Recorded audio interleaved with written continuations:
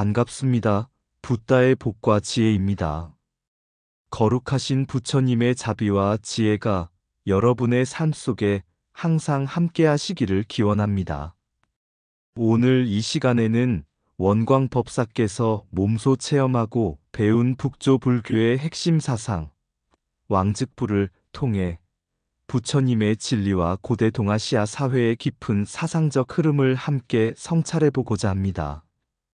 임금도 교화의 대상이 되어야 한다는 가르침 속에서 진정한 불교의 힘과 자비의 실천이 어떻게 국가와 백성을 이롭게 했는지를 되새겨보는 시간이 되시길 바랍니다.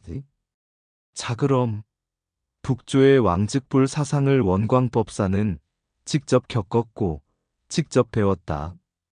그 여정을 함께 해볼까요? 임금과 수행자. 옛날 북조 땅에는 한 명의 젊은 임금이 있었습니다.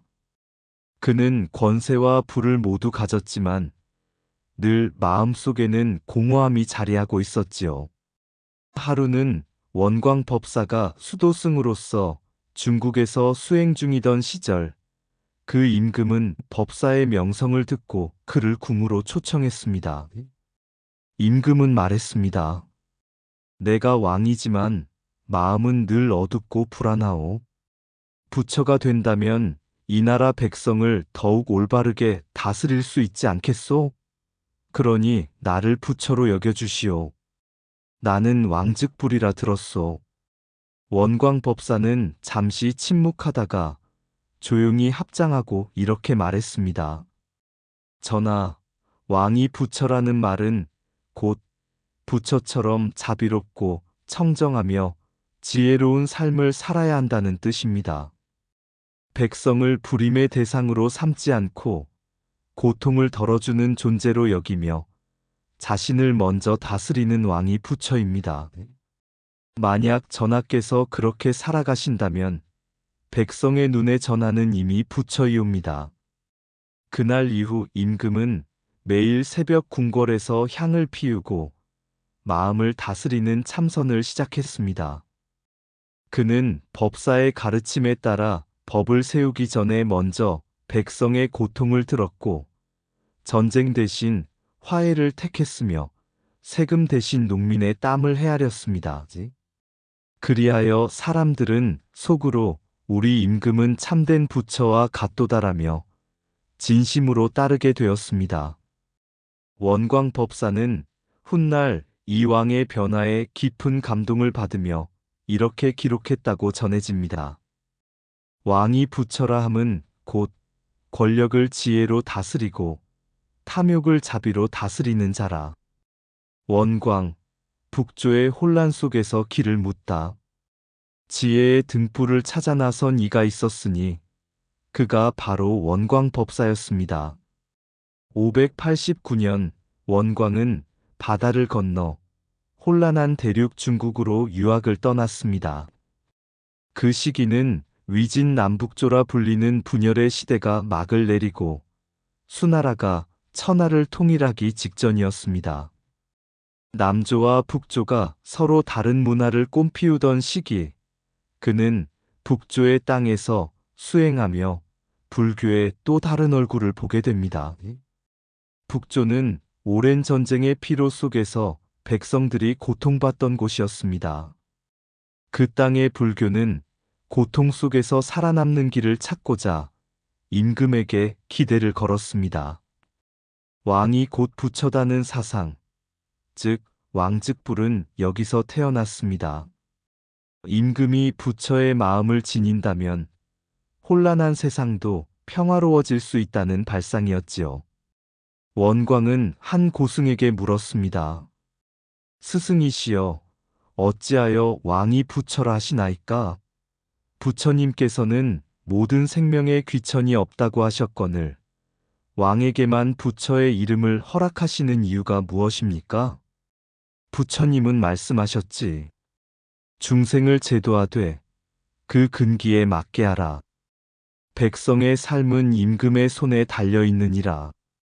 임금이 어질고 지혜로우면 백성만인이 그 은혜를 입게 된다. 그러니 임금을 부처와 같이 교화하고자 하는 것, 그것이 진정한 자비의 실천이다.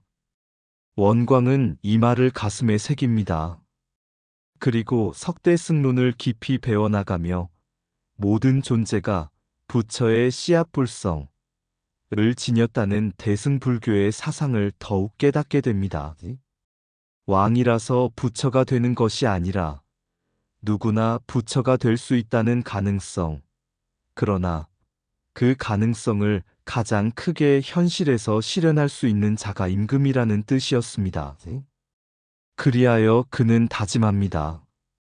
이 사상을 단순히 권위를 정당화하는 도구로 삼지 않으리. 부처님의 참된 뜻은 자비로 백성을 이롭게 하고 지혜로 나라를 다스리는 데 있다. 나는 이 깨달음을 들고 신라로 돌아가 임금을 교화하리라. 그의 마음속에 피어난 그 다짐은 훗날 신라 진흥왕을 바꾸고 삼국통일의 초석이 되는 불교 정치의 건전한 씨앗이 됩니다. 참된 왕은 백성 위에 군림하지 않고 자비로 백성의 고통을 껴안는다. 스스로를 밝히는 이가 곧 부처다. 왕이 부처와 같다는 말은 권위가 아니라 책임을 뜻한다. 자비로운 임금 하나가 1000명의 장병보다 강하다. 진정한 지도자는 지혜로 다스리고 자비로 감화시킨다. 모든 중생이 불성을 지녔듯 임금 또한 깨달아야만 한다. 불교는 권력 위에 군림하지 않는다. 권력을 교화하려 한다. 석가모니께서도 제일 먼저 임금을 교화하셨다. 왜냐하면 그 마음이 백성의 삶이기 때문이다. 부처의 길은 사리사욕을 버리는 길, 임금이라도 그 길을 걸어야 한다. 임금의 입에서 나오는 말이 백성의 운명이 된다면 그 말은 마땅히 진리여야 한다. 왕이 곧 부처라는 말은 곧 스스로를 법으로 다스리라는 경책이다. 진정한 불교는 권력을 피하지 않는다. 그러나 권력을 정화하려고 다가간다. 원광은 중국에서 왕즉부를 배웠으되 그것을 정법으로 해석하였다. 권력은 무소불위이나 깨달음은 무소유에서 온다. 백성을 위하는 마음이 곧 부처의 마음, 그 마음을 가진 임금이야말로 진정한 왕즉불이다. 왕좌 위에 앉은 보살. 불교는 왜 임금을 부처라 불렀는가?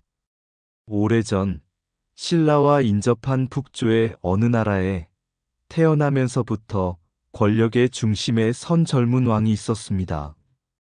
그는 전쟁을 통해 나라를 확장했지만 밤마다 백성들의 고통 소리에 시달리는 꿈을 꾸었습니다.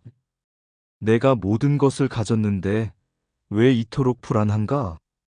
왕은 고요한 새벽 궁궐 밖에 한 사원에 들어섰습니다. 그곳에는 한 고승이 명상 중이었습니다. 왕은 물었습니다. 스님, 백성들이 나를 두려워합니다. 그러나 나는 그들이 나를 믿기를 원합니다. 어떻게 해야 진정한 왕이 될 수 있습니까? 고승은 미소 지으며 조용히 말했습니다. 전하, 부처님께서도 한때 왕자셨습니다. 하지만 그분은 권자를 버리고 중생의 고통을 껴안는 길을 택하셨습니다. 이제 전하께서는 그 반대의 길을 걸어야 합니다. 권좌 위에서 부처가 되십시오. 왕은 의아했습니다. 왕이 어찌 부처가 될 수 있습니까? 고승은 대답했습니다. 왕즉불은 단지 칭호가 아닙니다. 백성을 지키는 자가 부처의 마음으로 다스릴 수 있느냐를 묻는 말입니다. 왕이 자비를 품고 지혜로 분별하며 교만하지 않고 백성의 아픔에 귀를 기울인다면 그는 이미 세속의 보살이 되는 것입니다. 그날 이후 왕은 법회를 열고 스스로를 법으로 다스리겠다고 선언했습니다. 벌은 공정하게 내렸고 백성의 고통을 먼저 살피게 했습니다. 나라에는 평화가 깃들었고 백성들은 그를 보살왕이라 불렀습니다. 왕과 부처를 동일하게 여긴 것이 아니라 부처의 마음을 지닌 자만이 왕의 자리에 걸맞다는 의미였던 것입니다. 이것이 바로 왕즉불 사상이 불교 정치 철학으로 발전할 수 있었던 이유이며 고대 불교가 단순한 개인 구원을 넘어서 국가와 백성을 위한 교화의 길을 열었던 배경이었습니다. 부처는 연꽃 위에만 있지 않다. 왕좌 위에 자비가 깃들면 그 자리 또한 도량이다. 권력은 공포로 다스리지만 지혜는 마음을 움직인다. 왕이 부처라면 그 나라는 법으로 다스려지고 자비로 감싸진다. 왕즉불은 칭호가 아니라 책임이다. 백성의 고통을 함께 짊어지겠다는 맹세다. 참된 불자는 법을 따르고 참된 임금은 법을 내 안에 두고 따른다. 세상을 바꾸려면 왕부터 깨달아야 한다. 불교는 왕에게 굴복하지 않았다. 오히려 왕을 깨우려 했다. 임금이 부처가 될 수 있다면 백성 모두가 평화를 맛볼 수 있다. 지도자의 말 한마디가 중생의 삶을 흔든다. 그러니 그 말은 법 같아야 한다. 왕이 스스로를 부처라 여길 때 그는 더 이상 자신의 욕망을 따르지 않는다. 왕즉불은 권위를 신성화한 것이 아니라 지혜의 책임을 부여한 것이다. 불교는 세속을 등진 것이 아니라 세속을 비추는 등불이었다. 자리를 높이려 하지 말라. 그 자리에서 얼마나 낮출 수 있는지를 배우라. 백성을 위한 마음이 없는 자는 부처의 이름을 빌릴 자격이 없다. 왕즉불이란 말의 참뜻은 부처처럼 세상을 위하라는 부름이다. 법을 등불 삼은 왕, 원광법사, 진흥왕을 부처의 길로 이끌다. 중국 유학을 마친 원광법사는 수많은 사상과 경전을 배운 뒤 고국 신라로 돌아왔습니다. 그가 귀국하던 때 신라는 힘을 키우고 있었고 왕은 더 큰 나라를 꿈꾸고 있었습니다. 진흥왕은 원광법사의 귀국 소식을 듣고 그를 곧바로 궁으로 불러 말했습니다. 법사여, 그대는 대륙의 지혜를 보았다고 들었소. 내게 그 도를 전해주시오. 나는 신라를 강국으로 만들고 싶소. 원광은 부드럽게 대답했습니다. 전하, 강한 나라보다 바른 나라를 꿈꾸소서. 강함은 두려움을 낳지만 바름은 존경을 낳습니다. 중국 북조의 불교는 임금을 부처라 하였습니다. 단, 그 뜻은 임금이 자비와 지혜로 백성을 다스릴 때에만 그러한 것이었습니다. 진흥왕은 고개를 끄덕이며 되물었습니다. 어찌하면 나도 부처의 길을 걸을 수 있겠는가? 원광법사는 이렇게 말했습니다. 자비는 백성의 고통을 함께하는 것이며 지혜는 자신의 욕망을 먼저 다스리는 것입니다. 전하께서 먼저 스스로를 다스리신다면 신라는 법으로 통치되고 백성은 왕을 따르게 될 것입니다. 그날부터 진흥왕은 달라졌습니다. 궁궐에는 법당이 세워졌고 정사는 불법에 기초하여 이뤄졌습니다. 불교는 단지 개인의 수양을 위한 도가 아니라 국가 경영의 정신적 토대가 되었습니다. 왕은 자신의 권위를 내세우기보다 백성을 보살피는 부처의 마음으로 다스렸습니다. 그로 인해 신라는 내실을 다졌고 나아가 고구려 백제를 통합할 수 있는 정신적 결속을 얻게 되었습니다. 왕즉불, 그것은 결코 왕을 신격화하는 말이 아니었습니다. 오히려 왕이 먼저 자신을 수행의 대상으로 삼고 나라를 법에 맡기는 불교 정치의 시작이었습니다. 훗날 학자들은 말했습니다. 원광이 진흥왕에게 전한 불교 정치 사상은 단순한 이상이 아니었다. 그것은 삼국 통일을 가능케 한 신라의 내면적 무기였다. 부처의 가르침은 산속에만 머물지 않는다. 법은 때로 나라를 움직이는 바람이 된다. 진정한 왕은 칼이 아닌 자비로 나라를 얻는다. 원광이 전한 법은 경전이 아니라 나라를 밝히는 등불이었다. 왕이 부처의 마음을 품을 때 그 나라는 평화로워진다. 정법은 사람을 다스리되 억압하지 않고 이끌되 강요하지 않는다. 진흥왕은 불교를 믿은 것이 아니라 불교로 백성을 품었다.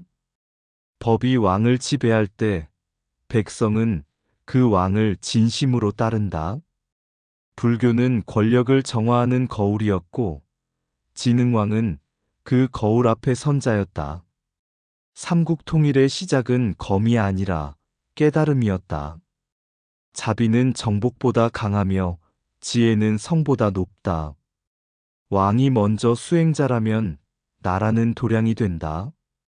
법을 왕보다 높이 두었기에 신라는 오래도록 존속할 수 있었다. 역사를 세우는 지혜였다. 부처의 가르침은 사찰에 갇히지 않았다. 왕궁으로 들어가 나라의 근본이 되었다. 원광은 진흥왕을 통해 나라를 바꾸었다.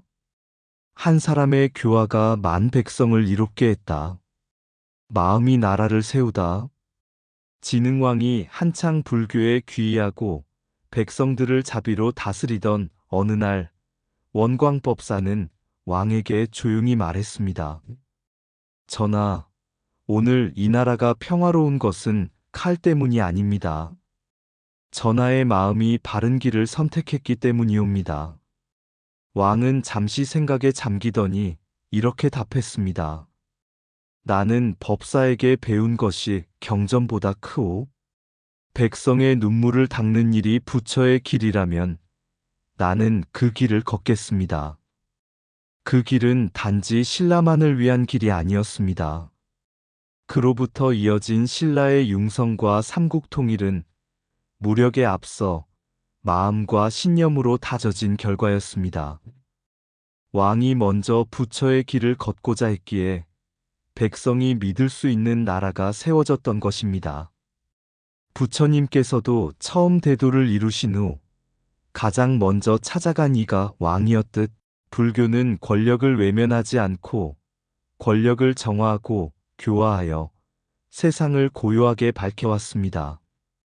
왕즉불이란 말의 참뜻은 권위를 신성화하는 것이 아니라 부처님의 자비와 지혜로 나라를 다스리는 지도자의 자세를 뜻합니다. 원광이 보여준 교화의 길, 진흥왕이 실천한 정법의 정치. 그 모든 것은 결국 하나의 진리로 귀결됩니다. 마음을 바르게 하면 나라도 바르게 선다. 이처럼 한국 불교의 역사 속에는 부처님의 참뜻이 정치와 사회, 그리고 한 나라의 미래를 밝히는 실천적 진리로 살아 숨쉬고 있습니다. 석대승의 깊은 뜻 품고 고요히 강을 건넌 구도자 589년 그대는 중토로 나아가 전쟁에 연기자욱한 대지 위에서 부처님의 법음을 구했네. 수나라 통일의 아침해 맞이하며 북조 불교의 뿌리 깊은 교화를 보고 왕즉불이라 임금이 곧 부처라는 그 말, 세속과 출세 간의 경계를 허무는 지혜로 들었네. 무소불위 권력자 아닌 백성을 자비로 품을 임금이 되기를 그대는 진흥왕께 설파하였고 한 왕은 듣고 믿고 변하였네. 그리하여 나라가 정화되고 불법이 국토에 널리 퍼졌네. 기복의 어둠 속 불꽃처럼 진정한 믿음은 물질 아닌 지혜에 있고 참된 행복은 복을 비는 입술보다 법을 따르는 마음에 있다는 것 그대의 삶이 보여주었네. 스승은 오지 않으나 참 제자는 길을 묻고 찾는 법. 원광은 바로 그 길이었네. 왕즉불은 도구였고 그 뜻은 한 민족을 바꾼 씨앗이 되었네. 이상 붓다의 복과 지혜였습니다. 오늘도 복지 구족한 날 되세요. 구독과 좋아요는 붓다의 복과 지혜를 밝히는 큰 자비의 등불이 됩니다.